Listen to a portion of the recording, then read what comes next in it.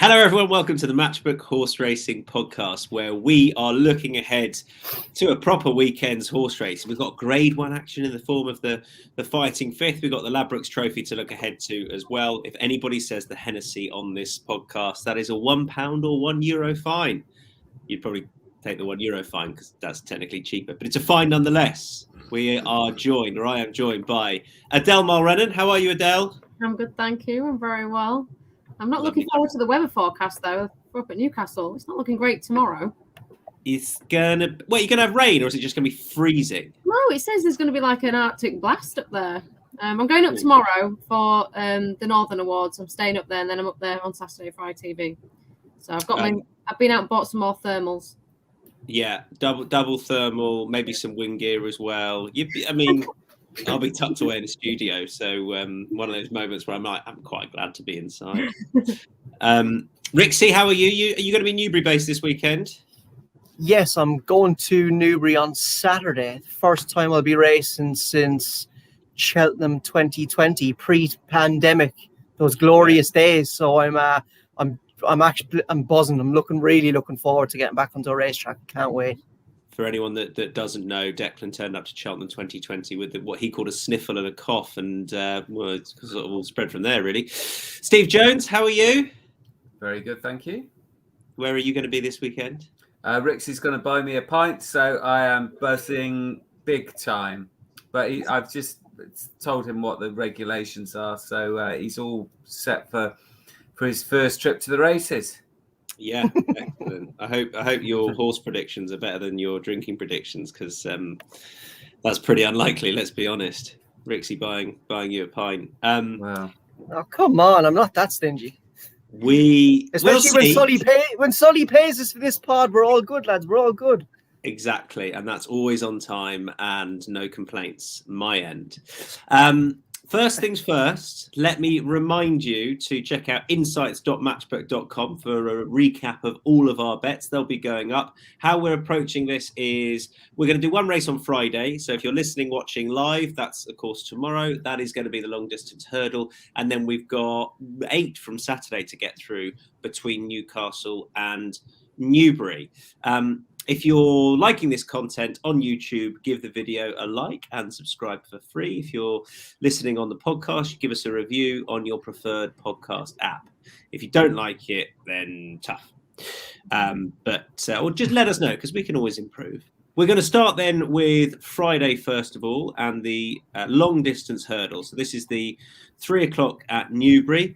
And Paisley Park is back for a little bit more, and Paisley Park is wearing cheek pieces, which is interesting enough. The ground, incidentally, is good to soft currently. As things stand, he waits for the market to load properly. Paisley Park is 3.25, 4.5 Indefatigable. Mrs. Milner is 5.0. Lisnaga Oscar is 7.0. Thomas Darby is tongue-tied, is 8.0. And On the Blind Side, who was featured a good bit on this podcast, is 13.0. Let's start with Steve, if we can. I feel like we put up a few different horses in the past. Who are you going for here on this occasion, Steve? I am going for Lisnaga Oscar, who obviously won the Stays Hurdle 18 months ago. Didn't really have a great time of it last season, but was running a good race, I thought, in the Stays Hurdle again when trying to defend his crown, but came down sort of just after halfway. But I thought he was going with a bit more enthusiasm than he had previously. He ran over 2.5 at Aintree last time, which should have put him spot on for this. He's not quick enough for 2.5 round there when he was third to Brewing Up a Storm. But that was a respectable comeback. If he's anywhere near what he used to be, then I think he's got a great chance, because doesn't seem to be much of a threat to him getting an easy lead, and he'll just set at a nice pace as he likes. And I think that's going to be the place to be. It'd be interesting to see how Paisley Park goes in cheek pieces, how they ride him in this small field, because last time at Wetherby, when he was behind Indefatigable, I thought that flat spot that he generally gets, it was a bit flatter. So maybe I think Paisley Park, they might try and just ride him almost on the shoulder of Lisnagar Oscar, but it'd be interesting. But I think Lisnagar Oscar's got a good chance if he gets his own way out in front, which is very likely. Lisnagar Oscar, for you, you've touched on how the race is going to be run. I think that's what makes this renewal so interesting and perhaps not great for Paisley Park. Adele, who do you like?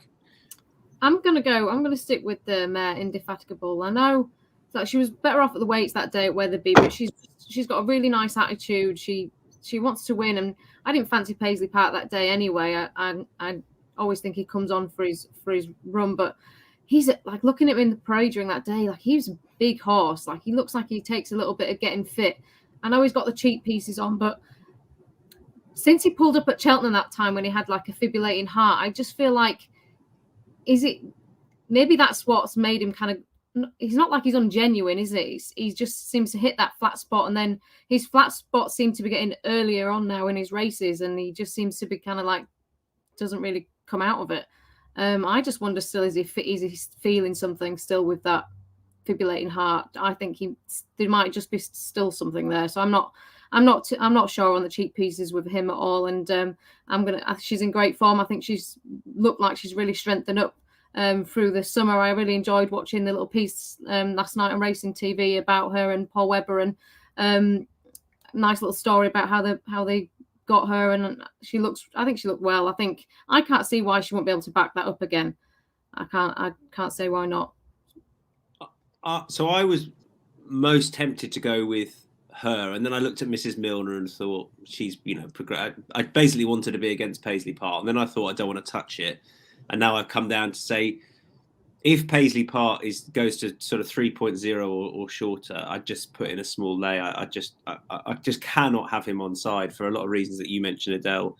The cheap pieces may make a difference, but on this ground with perhaps a moderately run affair, I just cannot see how he's going to be at his best. He's gone well fresh in the past. He went fresh last time, and yes, he was staying on, but I think he's definitely a favourite to be against. So that's how I'd approach it. And Rixie, I suppose you're a little bit like me to an extent. You're a bit on the fence. You've sort of, on the document I've got in front of you, you've listed a lot of reasons why nothing's going to win it. How do you sort of sum it up? Well, yeah, look, I agree with plenty of what you guys are saying. That, Paisley Park, I was disappointed with him the last day. He's getting older. As Steve suggested, his flat spot seems to be getting more prolonged and even flatter now. On the blind side, you're not sure he's a proper graded horse, has a penalty. Lisnagar Oscar, I've always felt, is much better on softer ground. Thomas Darby was disappointing the last day, got a tongue tie on now. And the two mares, Indefatigable and Mrs. Milner, I don't think they bring in a great level into a grade 2 race. So I'm just going to take my medicine and hopefully learn in this race, learn for the future, and just sit it out. I'm happy to watch. Fair enough. That's the long distance hurdle on Friday at 3:00. Saturday at 3:00 is the feature for the weekend. For all, we do have Grade 1 action, but this is really all about the Ladbrokes Trophy on Saturday at 3:00. We're going to start with the feature on Saturday at Newbury, then go through Newbury, and then if you're looking for Newcastle, we'll do that at the end, starting with the Fighting Fifth and then going through in time order. So Ladbrokes Trophy, as things stand, goodness me, there's a strong Irish challenge. On the ropes is 5.5, Eclat de Ria is 6.0, and Rillo, best of the UK, apparently 7.0, as is Fiddler on the Roof. And then we get stuck into the double figure prices. So Rixie, I'll come straight back to you. Who do you like and why? Yeah, nothing unoriginal for me here. I think on the ropes is the most likely winner, as the market suggests. Probably hasn't got he's got a bit of a funny profile considering he's with Willie Mullins and owned by Cheveley Park Stud. You would expect kind of a horse that cost that much money to hit the ground running really, but he's taken plenty of time in a couple of seasons to maybe just fit into Willie's system, or I'm not sure, maybe he's had a couple of issues, I'm not sure, but last time out in the Munster National at Limerick, I thought he looked very good. There was plenty to like about Mike. He looked pretty lovely and straightforward to me for a horse who's as inexperienced as he is. He jumped well. I loved how he jumped the last. He was a fresh horse and he galloped on out strong as well. And that day at Limerick, before the off, he was quite weak. I don't think they were expecting him to win in some regards. I think they were maybe that was going to be a tune-up race for this race. Maybe he needed to win to guarantee a spot. That was maybe the issue. But the market was dead against him, and he still won very well. So the time was good. It stands up very well with what the 2 mile 3 chase that Vado Fort won earlier on the card. The sections were good. He carried more weight than him as well. The only small worry I would have is the ground if it gets a little bit quick. He does have he's actually not a bad mover, but he does have a bit of a knee action, hits the ground a little bit hard. So I just hope that the ground isn't a bit quick for him, and he finds it all happening a bit too quick. So that would be my only worry. But I just think he looks like a horse now who's finally starting to put it together. I don't think it's a great Ladbrokes trophy, to be honest. I'm not sure if there is a potential graded horse who can step up to maybe compete in a Gold Cup by the end of the season. I thought it was him. With the rest of them, I'm not sure there is one in there. So, I'm going to stick with the obvious here and go for Willie Mullins, who took the exact same route with Total Recall when he won this race a few seasons ago. He did indeed. Steve, couple for you. Yeah, I think this is a great race. There's been a lot of talk this week about horses not running in races, and a lot of negativity about people focusing on horses that aren't running, and instead of what are running. I mean, this is a great race, and like Rixie said, these Irish horses might just be too good and well in on the ropes and clap the rear, but it's always been a race that is very competitive. And two that I like last year's winner, Cloth Cap. I know he's a lot higher in the weights, hell of a lot, but he likes the ground. If you go back to that win last year, he was really good. He was obviously well handicapped, but he was really, really good. I was really impressed with him last year. And if he puts in a performance like that, what is he, about 15.0, something like that? Cloth Cap? Yeah. 13.0. Yeah, winning place, I'd go a little bit on him, and I'd split stakes. And the other one I like is right down the bottom, just like Cloth Cap was last year. One More Fleury. I'm sure Rixie drinks a lot of Fleury because he's a cultured kind of guy. And One More Fleury, I just don't understand it. What is he, 41.0, something like that? He is, Steve. He is. That's absolutely unbelievable, because what he was doing on good ground last season was really impressive. He won it at Warwick, which takes some jumping around, and that's a feature of his racing. He is a really good jumper, and he won at Warwick, and then 7 days later he came out and destroyed a decent field at Ayr at their Scottish National meeting, beating Mac Totty, who has come out and won the race over the Grand National fences this season. So it's a real good effort. He likes to go race prominently, which I don't think is a bad thing. Do you know the last horse that came from off the pace to win her Ladbrokes trophy was way back 17 years ago, Celestial Gold. So it's a race which suits horses that get up with the pace and jump well, and that's exactly what he is. And I think he's being ignored because he was well beaten last time at Ascot. That was on a lot softer ground. I mean, he does go on softer ground, but he was up with a really fast pace that day, and he was just allowed to drift back, and he finished last of eight finishes, but they went really quick. And I thought that was just a prep race for this. And at that sort of price, winning place, I think he is way, way too big. So One More Fleury and a bit on Cloth Cap as well. Cloth Cap looking to be one of just a handful of multiple winners of the Ladbrokes Trophy, the first of which was Mandarin when Steve backed him. He always says Mandarin back in the 50s. Adele? I think this is a really competitive race. I think it's the kind of race that hopefully is going to give us a cracking finish anyway. And I just hope there's a good bit of pace on, because the horse I've liked, I think he'll want a bit of a stamina test. Kitty's Light. There's a few that like to go forward, so I'm hoping it is going to be quite a strong run race. I think he's still progressing, this horse. He's only 5. I know he was second in the Charlie Hall, probably by default because we lost Chamblou, but he still was, 14 lengths, I think, ahead of, what was it, Condor Castle that was in behind him. Like I said, I still think he's progressing. I think that was 3 miles in the Charlie Hall. I think the extra couple of furlongs will benefit him as well, and I think he's a horse that is still progressing well. So I'm going to go with him. I think as long as we get a nice strong pace to aim at, He jumps well. As Steve said, you need a good jumper as well, so, and a strong traveller. So I'm going to go with him. Kitty's Light, who is 13 points, win and place 13.0. Kitty's Light. Steve, did you want to say something? Yeah, you joke about me being there for Mandarin, which is ho, ho, ho, 1957. My uncle finished second in this race to Arkle, which I always think is quite a nice thing. Yeah. In his youth, that was on a before horse. My time. And no, he actually was on a tabby cat that year. Was It's he? amazing, isn't it? Amazing. What a pilot! Horse called Ferry Boat. Good stuff. I've got to put something up, haven't I? So I think Eclat de Rire is just about a bet at 6.0. It's probably going to be win and place, which is a bit pathetic. I found this. I wanted to find something at a massive price, and if Copperhead had a run, I do think that Copperhead could have a good season off this mark this year. Off 148, a lot of horses were out of form last year from this yard. But anyway, I'm leaving him alone for now. I'm going to have a small interest on Eclat de Rire, who I think could be Gold Cup material.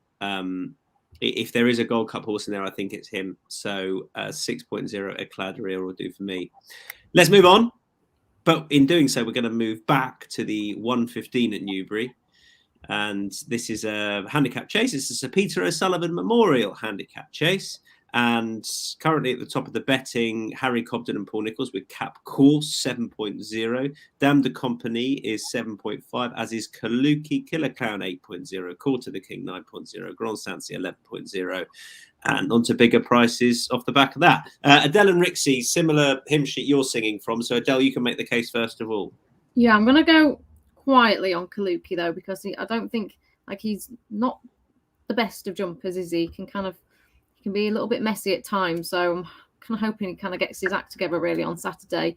Not for the faint-hearted, but I think the key to him is he seems to go well fresh. I think if you're going to get away with a race like this, then it's kind of early on in the season. So to be honest with you, it's a race that I did struggle to kind of really commit to something, and he's a horse I like. I just wish he jumped better, because when he does get it right, he's good. It's just kind of hang on for dear life, I suppose, with him. But I'm going to stick with him because he's not badly priced. So I'm just going to go steady with him. That is Kaluki, who is currently. Yeah, he's currently 7 point. You've got to jump, but he doesn't really fall. He's just messy at times. How do you feel about that? Because you've gone Kaluki as well, Rixie. Is the jumping a concern for you at all? Yeah, the jumping, it is a bit of concern. He can just be. He's a big horse. He's big, beautiful grey horse. And he can kind of dive out to his left as well. But he can be actually very good. But I suppose the thing is, there's a couple of things. The Hobbs team didn't exactly fire up in all cylinders last year. Maybe he wasn't exactly cherry ripe the whole season. And the other thing as well is probably going to be something we'll be mentioning all campaign is, Tom O'Brien is a different pair of hands to Richard Johnson. Maybe, obviously nothing against Dickie. He was a wonderful jockey, but it's a different pair of hands, a different style of riding, and that kind of quieter style just might suit of Tom O'Brien just might suit him a little bit better. I think he's seriously talented, this horse. He's a strong traveling horse, a high cruising speed, and he's kind of can gallop on late as well. I think there's a big engine there, and if the Hobbs team can get him right, I think 142 for a 7-year-old is workable.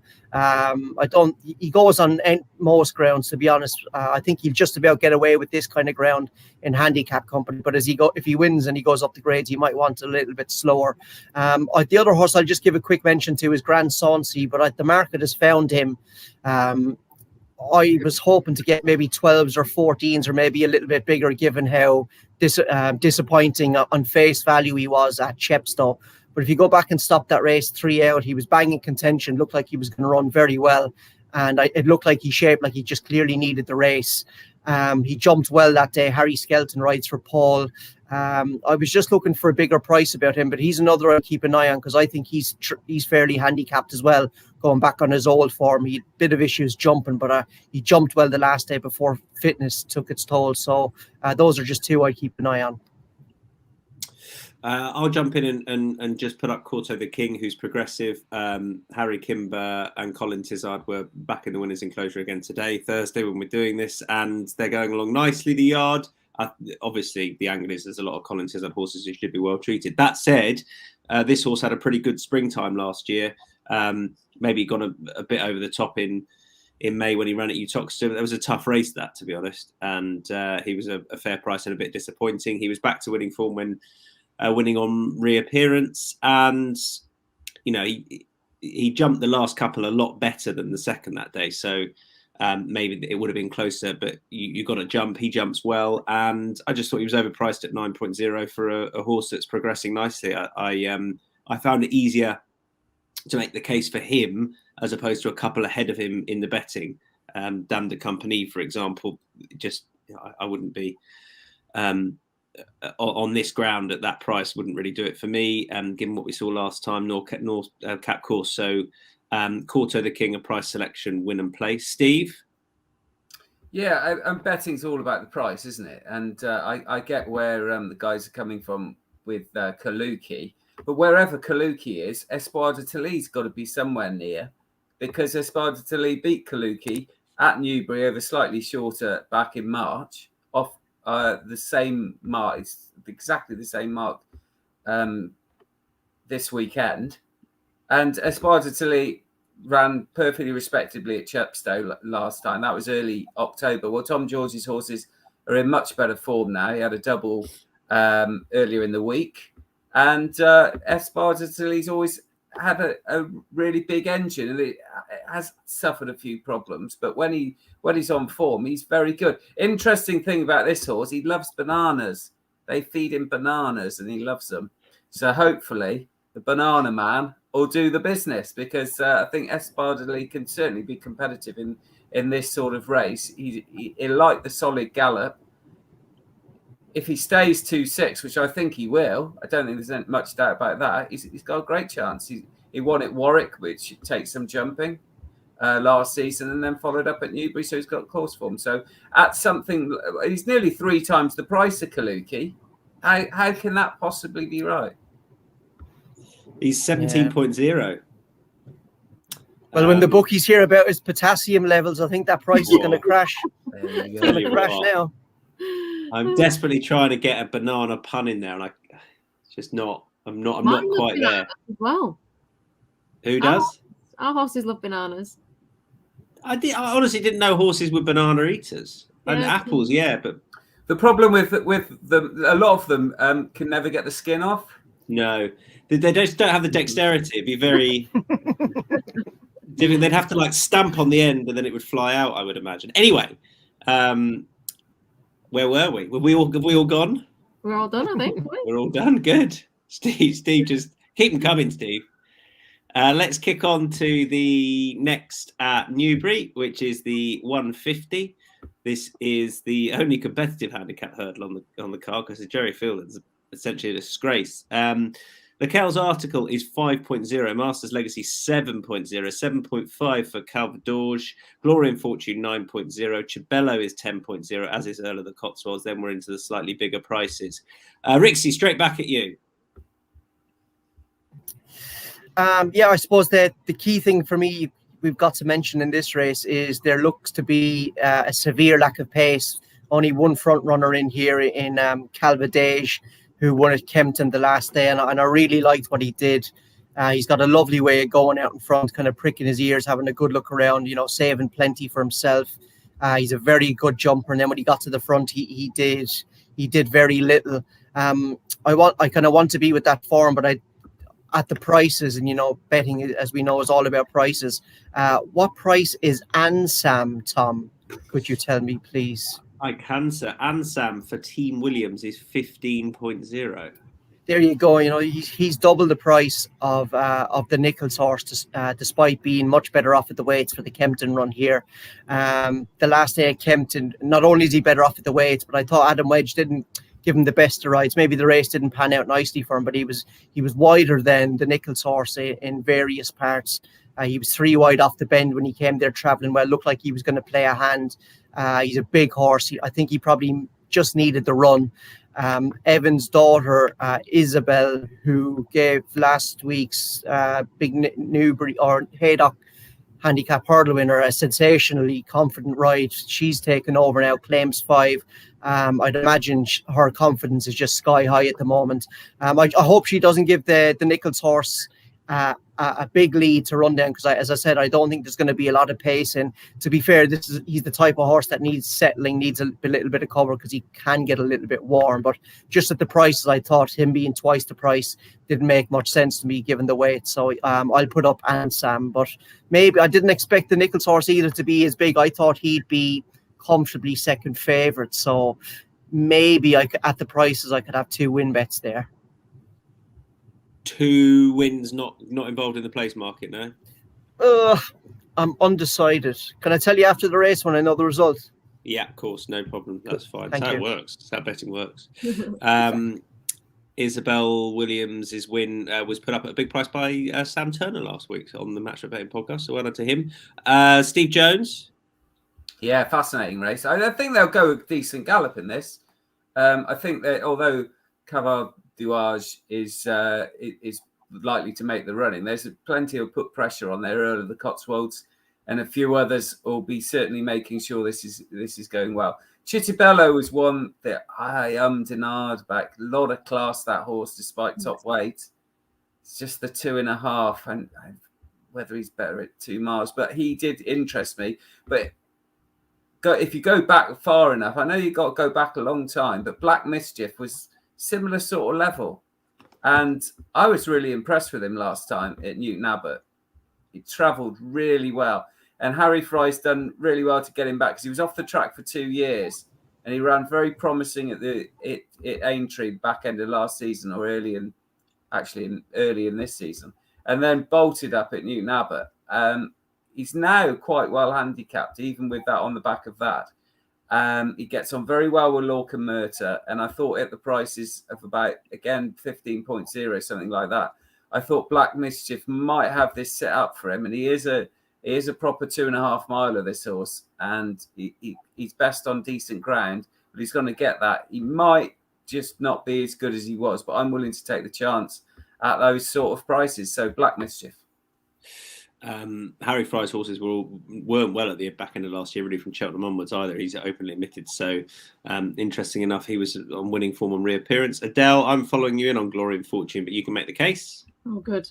I was also toying with Chittibello as well, Steve. Just on his mark, I just thought he's interesting, especially when you look back through some of his form. I'm just couldn't quite commit to him, so I'm going Glory and Fortune, who you can bring in the Dan's Levant form, because he was behind him, wasn't he, in the Welsh Champion Hurdle? So he's kind of boosted his form, I suppose. But I think he's got a really nice profile, this horse.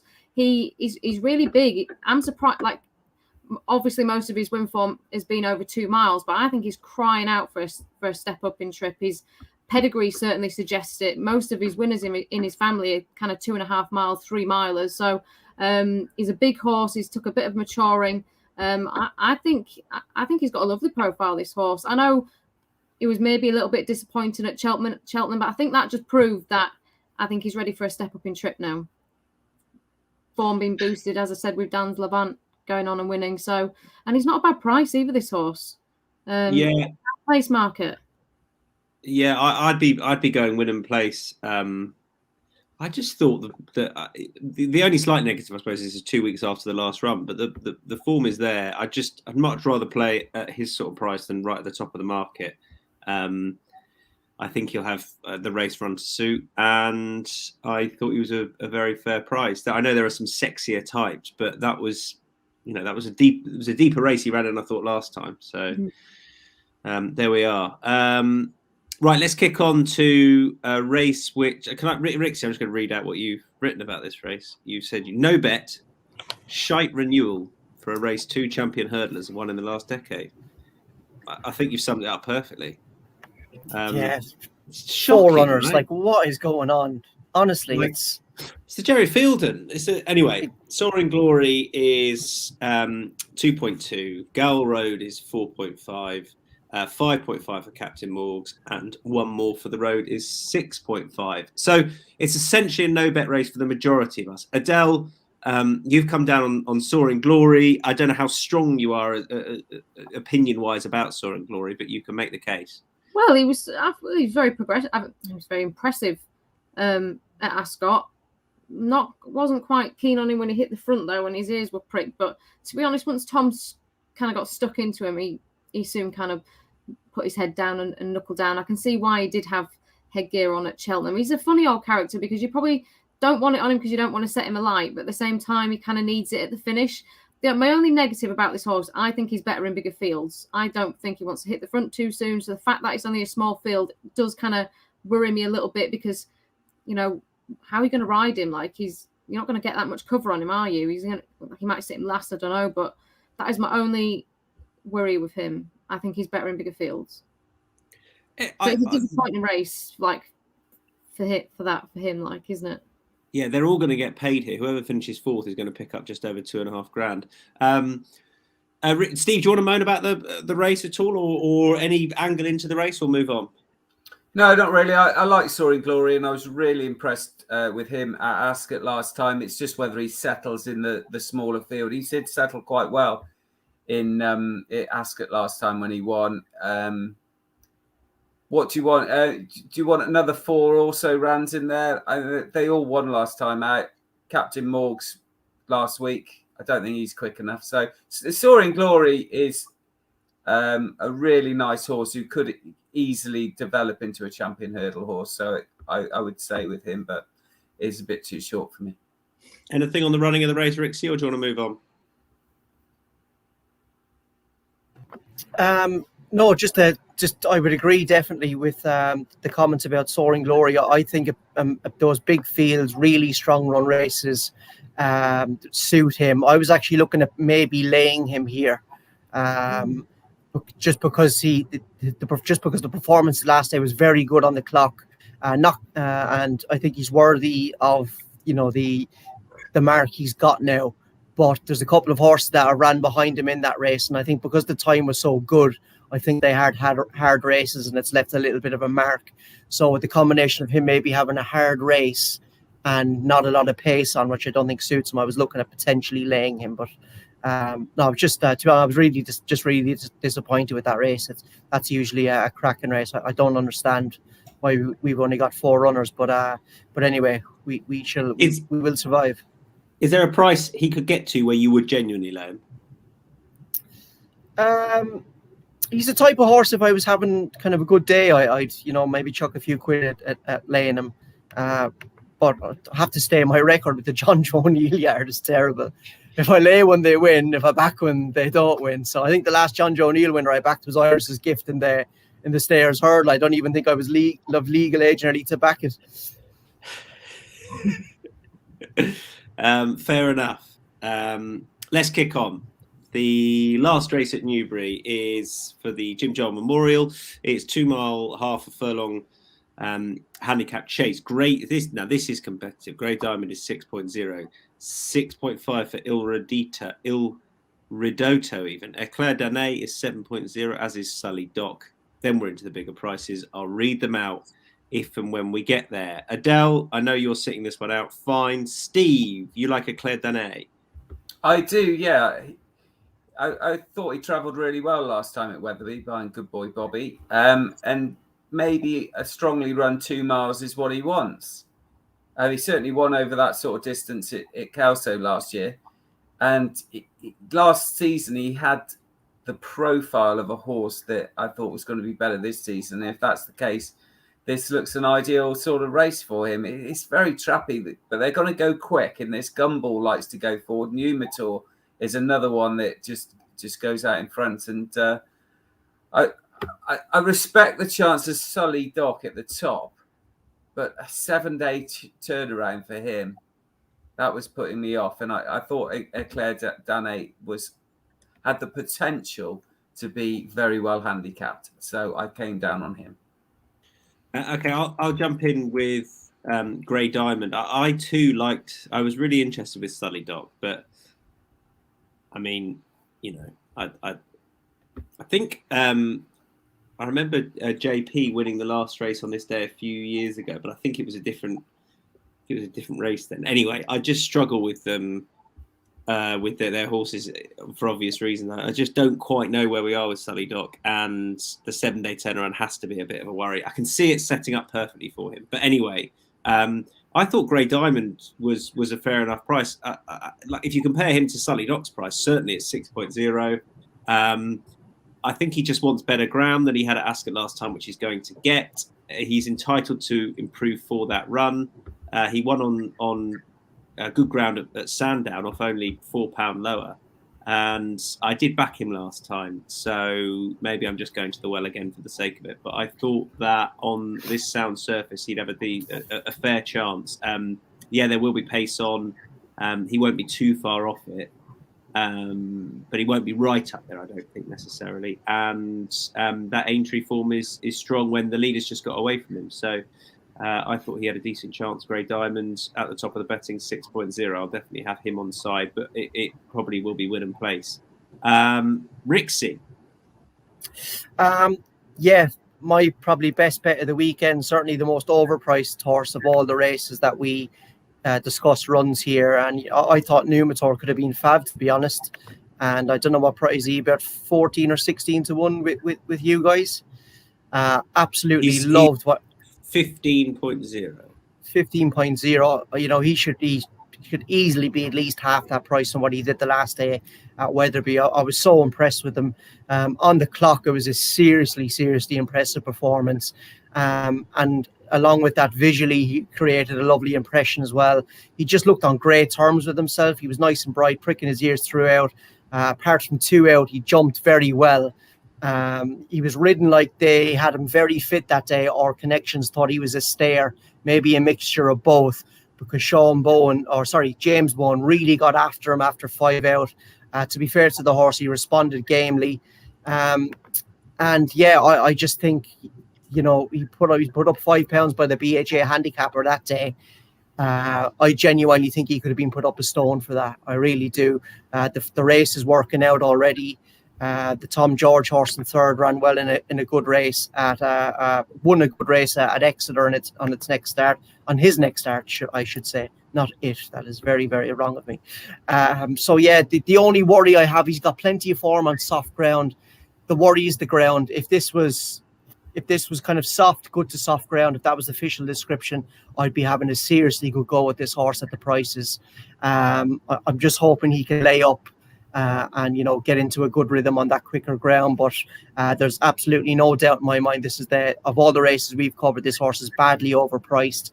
And I'd love if we could have an little transfer deadline day window there, get Tellroyd down from Haydock down to Newbury for the weekend, get the watering can out, make it nice and heavy, and then we go all in. That's the only worry, is the ground. But I think this horse is very, very well handicapped based on what he did at Weatherby the last day. He's 15.0 is Numitor. Steve? I was just going to ask, I saw Rixie on Twitter asking the clerk of the course at Newbury how he walked to the track. And I was just wondering if he got a reply, because obviously it was to do with this horse. If it was a watering can, I think Rixie would have gone in big. But if it was a hose pipe, not so keen. No, Steve, that's not it now. I'd like to know exactly how many mills have been put on each day and at what time. It's not very hard. We're absolutely shy in this country for information. Ireland is even worse. We need to wake up and get on with it. So that's all I wanted to know. But surprise, nobody came back to me, because we just don't like information in this game. We hate it. We treat punters with contempt. But anyway, rant over, get on. We'll get on with it now. Helen has hit the nail on the head, I think, with Sully Dock. She said, Sully Dock doesn't eat bananas, likes eating cash though. I think, Helen, you're spot on. Maybe does eat bananas. Good of JP to name one after our own Sully, though. To be fair, isn't that sweet? Nice exactly. Nice touch. Yes. That's all for Sully. It doesn't win very often though, so I hope Sully doesn't back him too often. Let me tell you about the offer then before we move on to Newcastle. It's our sign-up offer at Matchbook for new customers only. It's the £15 welcome offer. That is £15 money back as cash if your first bet loses. So it's for new customers only. You've got to use the bonus code InsightsRF. So that is the letters RF after Insights. InsightsRF. Place your first bet. If it loses, we'll refund your stake as cash. Full terms and conditions on the Matchbook website. 18 plus, be gamble aware for the 15 plus welcome offer. And with that, we move on to Newcastle and the Fighting Fifth. We're going to start at the end of the day, over 2 miles for this, where Epatante, she's back, and she is currently 2.1. Montmoral is 4.33. So Royale 5.0. Silver Streak is 10.0. Not So Sleepy 21. Bois de Rêve is any price you like, pretty much. Steve, I honestly, I can't believe it. If somebody had told me that Steve Jones wasn't putting up Silver Streak, I honestly, it's like, I'm so shocked. I've taken my earphones out. Steve, I can't believe it. What's going on? I feel like I'm cheating on the old boy a little bit. Do you know what's amazing about this race? There's 6 runners. Last year there were 6 runners, and there's only 1 different horse in the field. I find that amazing. Anyway, last year I was all over Silver Streak. Cool story, bro. I thought that was interesting. The way you tell him, Jonesy. Woo! It's like the horse Adele tipped the other week. The Groundhog Day horse. He should be running in it. Silver Streak. So last year I was all over him to beat Epatante, and unfortunately Not So Sleepy got loose and wiped him out at the 2nd or 3rd hurdle. So he's back for more. But this season he got chinned round Kempton by So Royal. Now I think So Royal has improved this year, and I think he's really good. He's always needed decent ground. He's going to get that. If Epatante's not on a real top game, after seeing what So Royal did, not only at Kempton, but last time at Wincanton in that elite hurdle, was really impressive. I think he's about as good a British hurdler as there is, So Royal. He might have won the Champion Chase had he not been ironed out coming down the hill by something. So I just think he's a really nice top. I think he's top class, and I think he's about the best British hurdler. I'd say that with it sort of sticks in my throat a bit, because I think Silver Streak's bang there. But So Royal, good ground, 2 miles, Newcastle. I think he's got a great chance.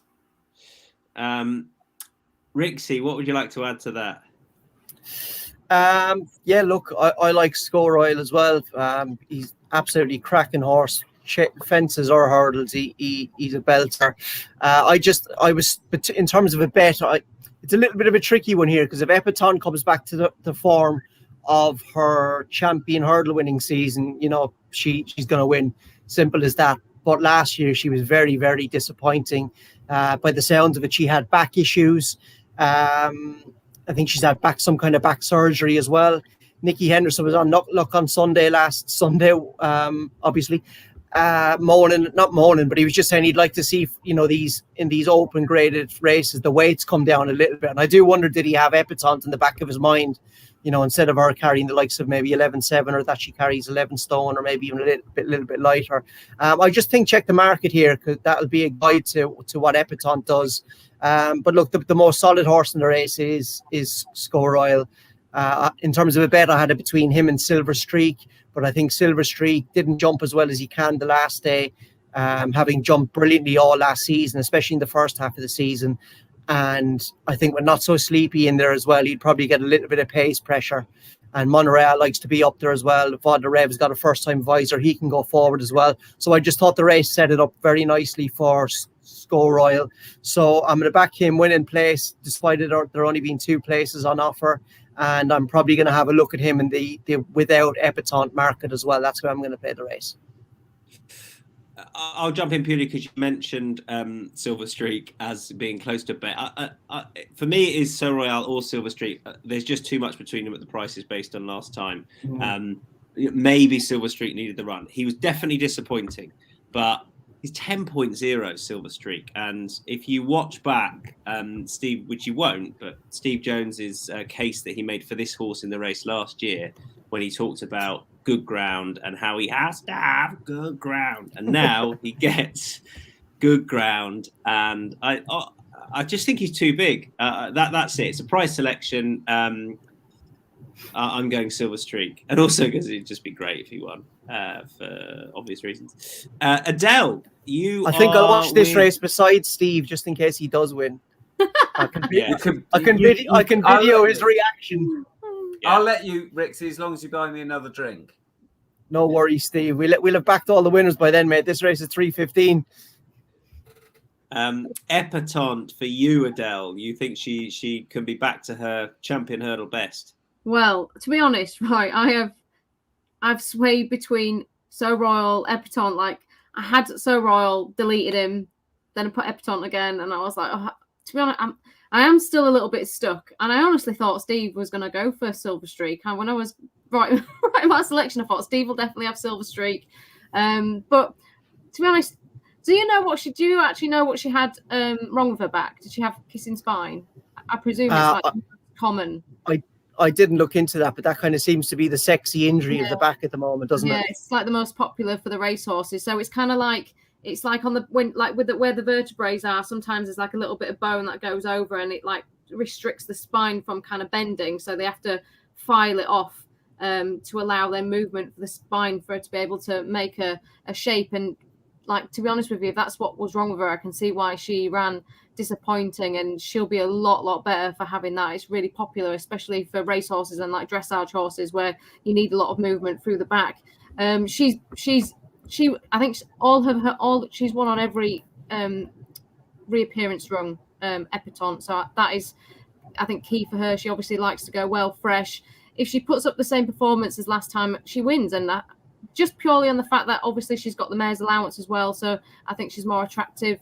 I'm going to be there. I'm going to wait actually, and I'm going to have a look at them in the parade room when I see them. I think that's what I'm going to do on Saturday. I'm just going to have a good look at them. I think I usually do quite well at my paddock spotting, so I think that I might have that one up my sleeve on Saturday. So people basically, you have to watch ITV to whether she gets the thumbs up or not. But that's quite right? That's the extra string to your bow. Or be in the matchup, or be in the matchbook WhatsApp group. I'll be quick on the WhatsApp group. Exactly.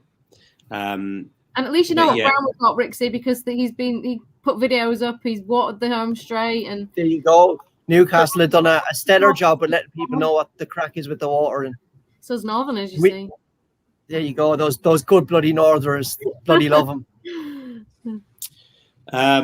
So a few different shouts there. A couple for So Royale, one for Epatante, and I'm going with Silver Streak. We then go back to the 130. Again, not the most competitive. Novices limited handicap chase. Villiers is 3.25. Cooper's Cross is 5.5. 6.5 for Tupelo, Mississippi. You got some funky named horses this year, Brian Ellison. And 13.0 is Winds of Fire. It's a no-bet race for me. It's also a no-bet race for Rixie. And then Steve and Adele are in the same camp. Who wants to go first? Take it away. I don't mind. That's confidence for you. Go on, Adele. It was nearly going to be a no-bet as well, just purely on the price. What price is it? What price have you got him as? He might be just one for the lucky's 15, I suppose. 3.25. 3.25. I'll take that, to be honest with you. I thought it was a very nice start over fences. I can't see why he won't be able to back that up. You know, it was at Newbury as well, which the fences are stiff enough, so he'll be able to handle Newcastle. Oscar Robertson was behind him. He's gone on and won it. He won at Wetherby yesterday. Was it Wetherby yesterday? Was I there yesterday? Yeah. So, you know, I think his form's working out okay for that race. And he was ridden kind of, I think, like he was, you know, ridden to enjoy himself, should I say, over the first time fences. He definitely did his best work at the end. So I think he'll come on for that. Not the most competitive of races, I don't think. No, it's not. It's not. Steve, what would you like to add to Villiers? The only thing I would query is the price. 3.25. Seriously? You think that's too big? Well, I think it's going to go off a hell of a lot. More like 2, I would think. Personally, I agree with everything that Adele said. I think that was a really good chase debut. I think going up in distance will help, and he's got everything in his favour. I think he'll win, but he won't be 3.25. So if he is, Get on. Yeah. Do you know what? For openness sake, this is a tab I hadn't refreshed. So would you like the updated price? Well, it was about 2 weeks ago, was it? Yeah, it was. It may well have been yes, a wee bit earlier on. So yeah, you're in fact in places is an even money shot. But 2.2. That's 2.0. Yeah, 2.2. What's a judge? Does that do it for you, Jonesy? I wouldn't question anything that what Adele said then, because she was absolutely spot on. And I'm very similar in that it's a bit short. At 3.25, I'm maximum bet, but it's at 2.0, it's a bit short. Okay, I'm just going to go back on my fighting because I didn't refresh the fighting fifth prices just to make sure they are indeed accurate. Yes, we're all right. So Royale 5.0, Silver Streak 10.0. Adele's had enough of us, lads. She's off. Quite right too. So yeah. Bunch of amateurs. She's gone to get the 3.25, I think. She's locked off to get the 3.25. She won't be coming back bragging about that northern internet anyway, will she? Not a chance after this. The Rehearsal Chase. Good renewal. Well, interesting renewal, I think, of the Rehearsal Chase. The last race we're going to be doing. And betting currently looks like this for the Rehearsal Chase. Hello, Adele. Welcome back. Sorry. You got all that. You got all that 2.2. Yeah. Then you're done on Valairs. So the Ferry Master is 5.0. I Write is 6.5. 7.0 for Spirit of the Games. Bless him. Cool Mix is 8.5. 10.0 for Dingo Dollar, and then we're into double figures. Rixie, who do you fancy? Yeah. To be honest, I'm still not over last year's renewal of this race where bloody York Hill came and chinned my biggest bet of the day, Watmore. But I didn't know whether to laugh or cry because what York Hill, it was obviously brilliant to see him back winning. But yes, he won't be back again. But yeah, basically, Jonesy put up Goodbye Bobby. So I think he's a place lay. It was just the way I was going to approach this. Race. Do you know the funny thing about that, Rixie? Is I did put it up and then I changed my mind because I thought I went round in circles in this. You crafty fox, Jonesy. Yeah, look, I couldn't find a bet in this. I just thought of most of the horses to the front of the market. Goodbye Bobby I wanted to be against. I'm not sure kind of this circa 3 miles is his trip. I thought he was disappointing on the clock the last day at Wetherby. This is going to be a much more competitive race. He's probably not going to get he's probably going to be taken on for the lead as well. So I just thought of all the kind of ones to the head of the market. Look, I didn't want to have another race that I looked at where I didn't have a no bet. That's kind of, it's not great, but that's the way I'm going to approach the place lay Goodbye Bobby. So I fully expect them to bolt up now that Jonesy's taken him off his winners list. I just want to mention Jake Mitchell, who said the last tweet from the clerk of the course from Newcastle said he was expecting between 10 and 20 mils of rain on Friday night and Saturday morning. Jake, thank you very much for that. So could be a bit of rain around for Newcastle. I actually missed that. So that is very, very, very good knowledge or good info. On this, he's always up to date, the clerk of the course at Newcastle. Adele. Well, I had a good chat with Conor O'Farrell at Wetherby yesterday, and he really likes Cool Mix. He was shade unlucky last year. I don't know if you can remember, there was the loose horse, and then it hampered him, and he lost an iron. And he's a nice horse, this Cool Mix. He's got a big race in him. Conor's really sweet on him. He ran well at Cheltenham on his reappearance run, and that was a deep contest. That was. I think he just probably he didn't quite get up the hill as well as what I thought maybe he might have done, but it was still a good race in defeat. I think he's got a big race in him, this. Interesting that they've left the hood off. He used to be quite a keen horse, and they used to always drop him in, I suppose, riding for kind of to settle and for a bit of luck. But I noticed they rode him a little bit more prominently at Cheltenham. I mean, you do see quite a lot of horses change the way they ride them tactic-wise when they go to Cheltenham, and they ride them a little bit more forward. But I think he's got a really nice profile for this race, Cool Mix. I think he could run a big race. I do. What price is he? Just interesting. He must be big. Cool Mix is 9.5. 9.5, yeah. It's a winning place. Cool Mix. Then. Steve Jones. Yeah, that's interesting that they're expecting loads of rain. They are. And they've been watering as well. Well, The forecast I saw didn't seem to be that bad, but obviously they've got access to far more than I. I thought this was a really hard race. I like I Right. I think he's a lovely horse. Good Boy Bobby, I did toy with because I quite like the way he won it at Wetherby last time. But he is very good fresh, and he will get taken on over a trip that he's not particularly proven over. And I came down on the favourite, the Ferry Master. It might be boring, but he's the right end of the handicap. He's got the potential to be better than his current rating. And for that reason, I think he ran very well in the Scottish National until his stamina gave out. And I'd say this is his trip. But it is a tough race. So it's small stakes for me on the Ferry Master. And I'm afraid I'm very much on the fence when it comes to this race. I'd be guessing. I Right was the closest I got. But I take the point about being taken on for the lead, and I'm not convinced. So I'm sitting it out as the prices stand currently. So that's the Rehearsal chase. Best bets time. Is that right? Yes. Best bets. So best bets can be anywhere over the weekend. I'll go in order where I can see you. So Adele, first of all, your best bet? I'm going to go Glory and Fortune. I think this horse is crying out for a step up in trip, so I'm going to go with him. Not a bad price either, so he could go win and place. Glory and Fortune in the hurdle contest at Newbury on Saturday. Steve, your best bet? I'm going to go with Rainy Day Woman in the first at Newbury, the 12:10. She's a great big mare. Had real good bumper form last season, joined Paul Nicholls from Pam Sly, and I didn't think Ludlow was her track last time. She was a real galloper, and she's something like 9.0. That is crazy to me. I think she's way overpriced, probably twice the price she should be. Bob Dylan song, Rainy Day Woman, isn't it? Good. Thanks.